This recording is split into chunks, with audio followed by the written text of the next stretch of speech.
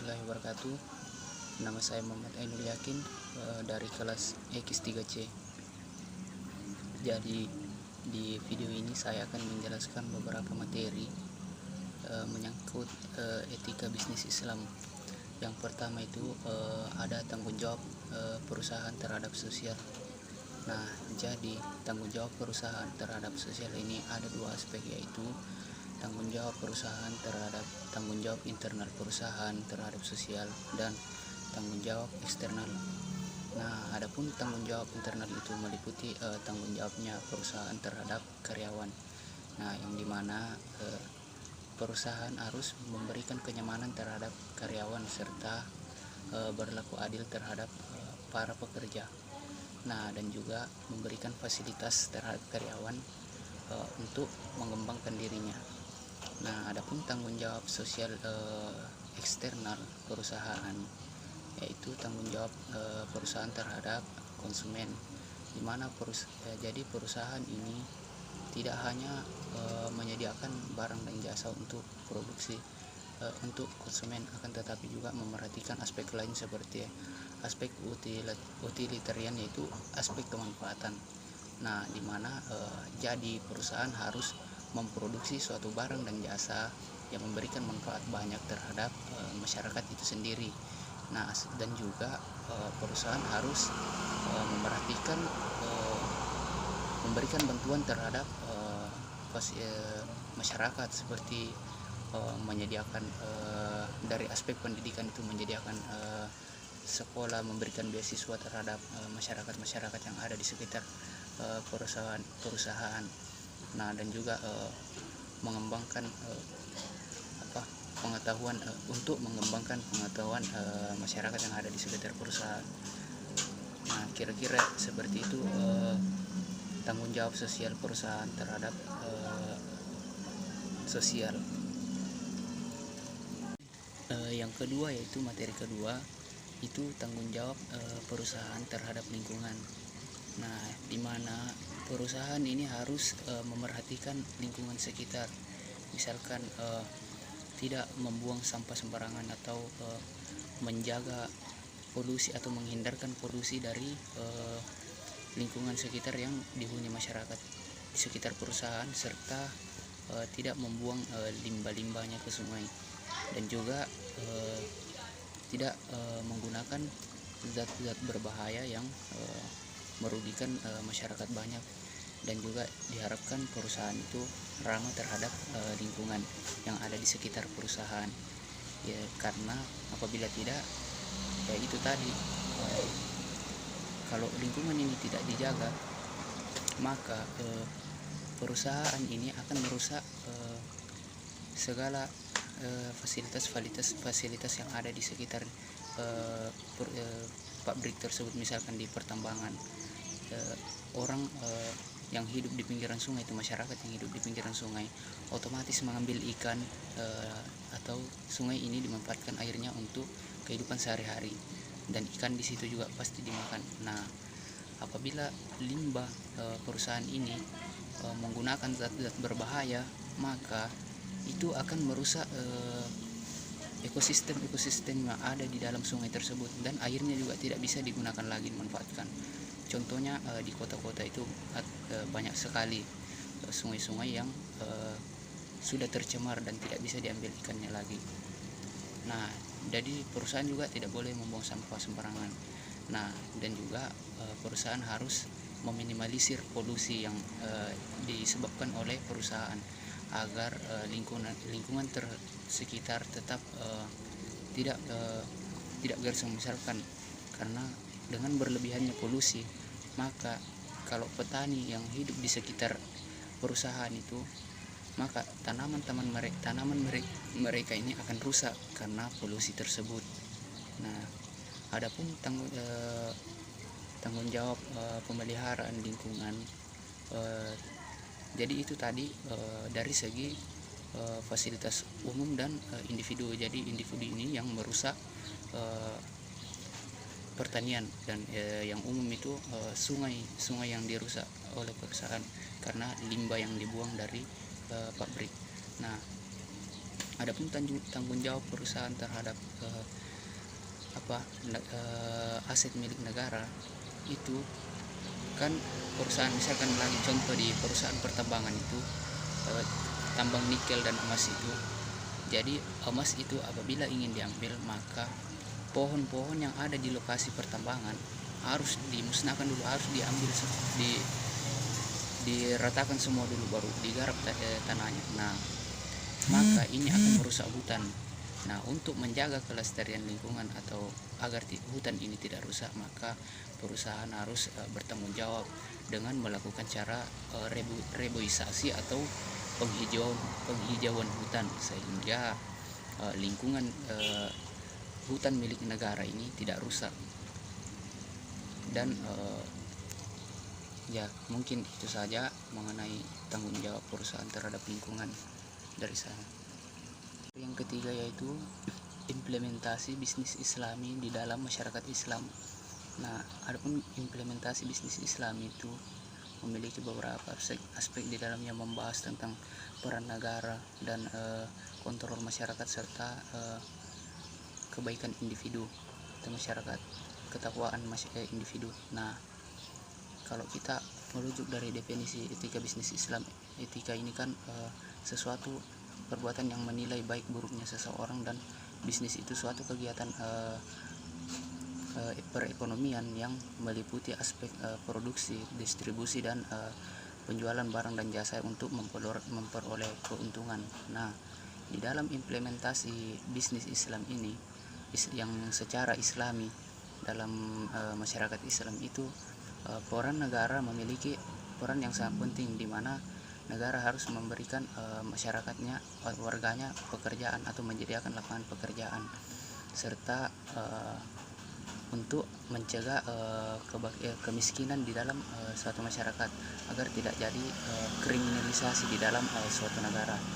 Nah, adapun yang kedua yaitu lembaga hisbah. Jadi lembaga hisbah ini yang saya pahami dari beberapa bacaan, yaitu lembaga hisbah ini saya tidak bisa menjelaskannya definisinya secara real, secara jelas, tapi saya bisa memahami bahwa lembaga hisbah ini adalah suatu lembaga yang mengatur masyarakat atau menindaki pelaku-pelaku usaha yang ada di dalam sebuah negara atau di pasar yang melakukan kecurangan.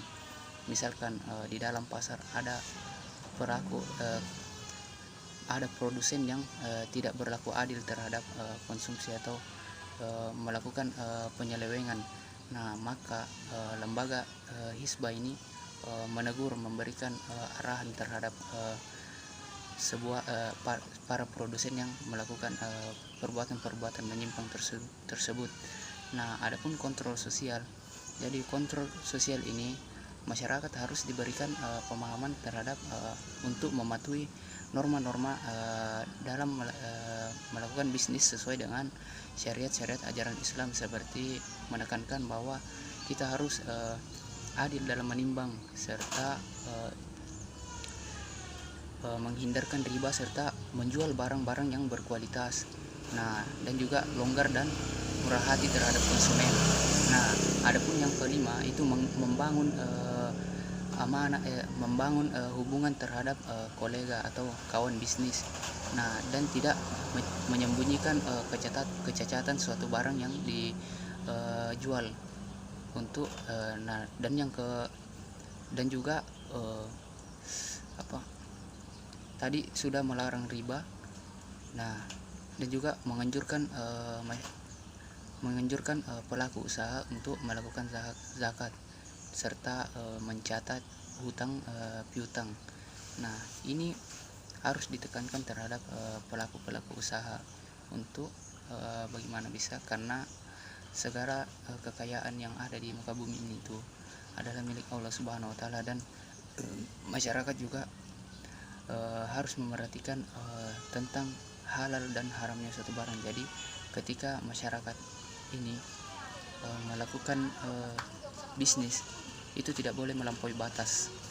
Maka dari itu kita mengingatkan melakukan suatu bisnis itu harus menjual barang-barang yang halal. dan produksinya itu bebas dari kata-kata, bebas dari mulai dari bahan mentah sampai bahan jadi itu harus semuanya proses produksinya itu harus halal, sehingga konsumen juga tidak khawatir mengkonsumsi barang tersebut, karena yang mengkonsumsi itu umat Islam. Nah, adapun ketakwaan individu itu ada tiga bagian, yaitu masyarakat harus adil dan amanah serta jujur. Nah, jadi kita harus jujur dalam melakukan bisnis, tidak boleh melakukan kecurangan, serta apabila diberikan amanah kita harus menjalankan amanah tersebut. Nah, karena di situ ada tanggung jawab besar dan akan dipertanggungjawabkan nanti baik kepada manusia yang memberikan amanat dan kepada Allah Subhanahu wa taala. Dan adil, kita juga harus adil, tidak boleh melakukan kecurangan sedikit pun. Seperti tadi saya katakan, kita harus adil dalam menimbang, tidak boleh ada kecurangan, spekulasi ataupun manipulasi dalam melakukan suatu kegiatan bisnis. Nah, kira-kira itu saja penjelasan yang saya pahami mengenai implementasi bisnis Islami dalam masyarakat Islam. Dari selanjutnya yaitu persaingan dalam bisnis Islam. Nah, persaingan ini adalah kalau kita mengatakan persaingan berarti bisa dikatakan antara satu pelaku usaha dan pengusaha lain itu saling melakukan semacam kompetisi atau perlombaan tapi dengan cara yang baik. Kalau dalam agama Islam misalkan ada persaingan ini dibagi menjadi dua, yaitu persaingan sehat dan persaingan ngorok leher. Jadi persaingan sehat ini adalah suatu persaingan yang baik. Nah, persaingan ini harus diterapkan dalam pasaran, karena persaingan inilah yang bagus digunakan untuk bersaing. Misalkan tidak, persaingan sehat ini tidak menjatuhkan lawan dan sesuai dengan syariat-syariat ajaran Islam. Nah, yang kedua itu persaingan ngorok leher atau persaingan bebas. Nah, persaingan ini kerap kali menghalalkan segala cara untuk memperoleh atau meraup keuntungan, sehingga mudah sekali untuk merugikan para konsumen atau produsen yang lain yang dia lawan bersaingnya. Misalkan jadi persaingan bebas ini harus dihilangkan dalam bisnis yang berbasis Islam. Nah, adapun cara bersaing dalam bisnis Islam itu tadi sudah dijelaskan bahwa kita harus bersaing secara sehat, tidak boleh melakukan kecurangan, meski menerapkan sikap-sikap adil dan bertakwa kepada Tuhan. Dan kita harus menanamkan perilaku, sikap ketauhidan dan ketakwaan kita terhadap Allah Subhanahu wa taala, dan merasa diawasi setiap saat oleh Allah Subhanahu wa taala, sehingga tidak takut melakukan kecurangan.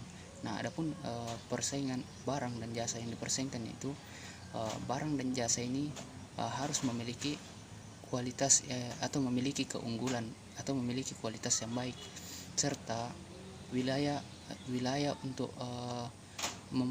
menjual itu harus strategis, dan pelayanan yang diberikan oleh produsen atau pelaku usaha itu harus juga baik. Nah, adapun hukum-hukum dalam bisnis Islam, yaitu hukum ini dari dalam penetapan harga suatu barang itu dalam Islam tidak dibatasi. Jadi pelaku usaha mempunyai otoritas untuk menetapkan harga suatu barang selama tidak memberatkan konsumen, dan ada unsur kerelaan di dalamnya antara konsumen dan pelaku usaha. Nah, dan juga memerhatikan batasan-batasan tentang halal dan haram. Jadi kita harus melakukan jadi pelaku usaha ini harus tidak boleh melakukan suatu perbuatan yang melanggar syariat Islam, yaitu tentang keharaman. Jadi perihal haram ini harus ditinggalkan dan halal ini yang diterapkan. Nah, kira-kira seperti itu penjelasan saya mengenai persaingan dalam bisnis Islam. Yang terakhir yaitu yang kelima yaitu transaksi bisnis menggunakan alat komunikasi. Nah, jadi di era modern saat ini kita kerap kali melakukan transaksi bisnis itu menggunakan alat komunikasi. Nah, akan tetapi ada beberapa transaksi itu yang tidak boleh dengan menggunakan alat komunikasi. Akan tetapi kalau seperti jual beli online itu untuk melakukan akad transaksi itu bisa dilakukan dengan alat komunikasi, baik telepon, surat maupun jasa kurir. Nah, walaupun antara pembeli dan pengusaha ini, pemilik barang ini tidak ketemu langsung, itu bisa melakukan kesepakatan melalui alat komunikasi dan melakukan pembayaran via bank, misalnya ditransfer uangnya. Nah, itu tidak perlu melakukan pertemuan langsung. Nah, dan akan tetapi akad salam ini tidak bisa melakukan menggunakan alat komunikasi, karena untuk melakukan kesepakatan itu harus betul-betul antara penjual dan pembeli itu harus melakukan kesepakatan dengan seadil-adilnya. Dan juga ijab kabul dalam melakukan akad ijab kabul pernikahan itu tidak boleh dilakukan dengan menggunakan alat komunikasi. Jadi segala ijab kabul transaksi itu bisa dilakukan melalui alat komunikasi, kecuali ijab kabul akad salam dan akad pernikahan itu tidak boleh dilakukan melalui alat komunikasi, karena contoh dari akad pernikahan, kasus pernikahan. Tentu untuk melakukan pernikahan dikatakan sah apabila ada 2 orang saksi dari pihak laki-laki dan ada 2 orang saksi dari pihak perempuan. Nah, itu harus bertemu langsung. Apabila dilakukan dari menggunakan alat komunikasi, maka hukumnya tidak sah. Nah, kira-kira itu saja penjelasan saya mengenai materi etika bisnis Islam untuk memenuhi tugas ujian akhir semester akhirul kalam. Subhanakallahumma wa bihamdi asyhadu an la ilaha illa anta astaghfiruka wa atubu ilaik. Wassalamualaikum warahmatullahi wabarakatuh.